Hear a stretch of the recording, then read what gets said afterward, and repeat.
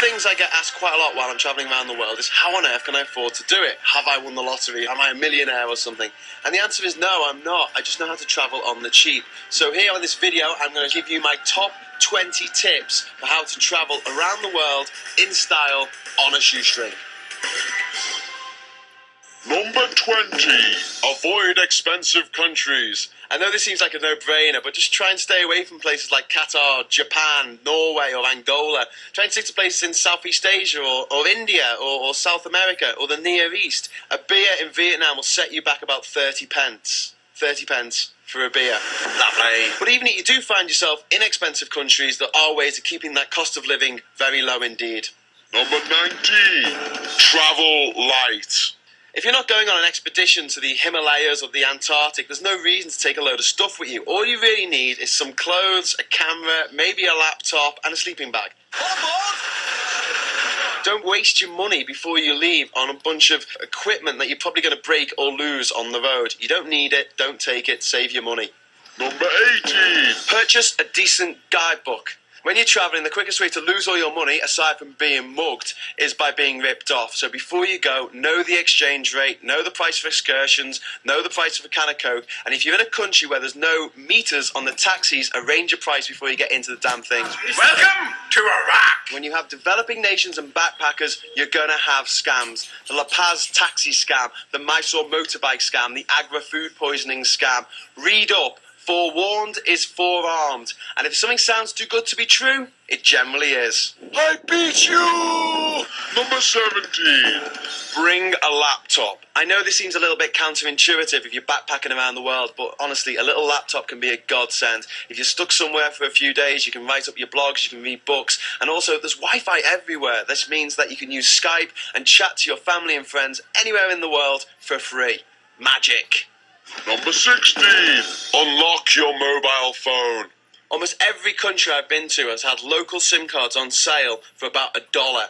With that SIM card, you can then make emergency calls, and also people can call you, and it doesn't cost you any money at all, unlike using roaming rates on your home number. So get your phone unlocked.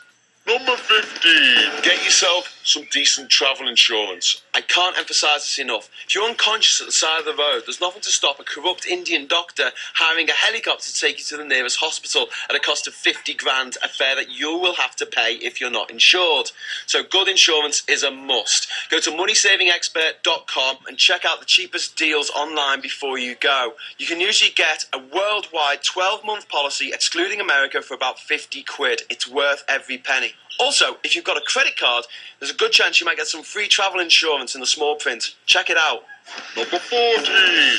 Bring a debit card. While you're travelling, the worst things you can use are traveller's checks followed by credit cards. They cost a fortune in commission and fees. Don't bother with them. Your best bet is to get a bank account with a bank that charges very little for taking money out of foreign cash machines and just getting the money as you go. Always keep a few $100s on you for emergencies, but other than that, stay away from credit cards, stay away from traveller's checks, just use your debit card. You'll save a bundle. Number 13. Look for mega cheap flights. Okay, this is a no-brainer, but book out a season, book early, and go for the smaller carriers. There's no reason why you can't fly to Australia and back for 600 quid. There's no reason why you can't fly around the world for a year for £1,000 or less. And if you live in Europe, EasyJet, Ryanair, they're a godsend. Use them. Number 12. Be creative.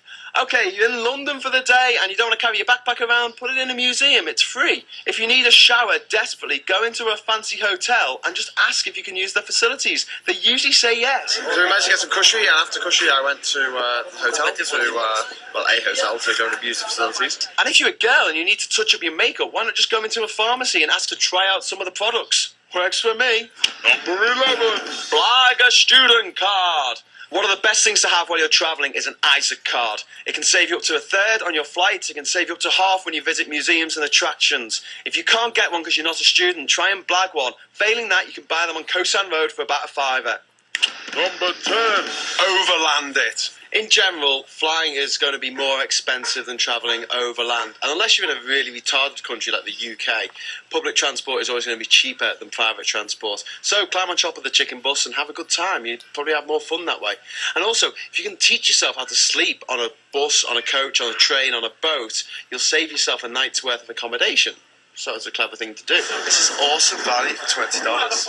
Alternatively, you could just hitchhike. Unless you run into Fred West or Rutger Hauer, you'll be fine, and you can cover vast distances for nothing at all.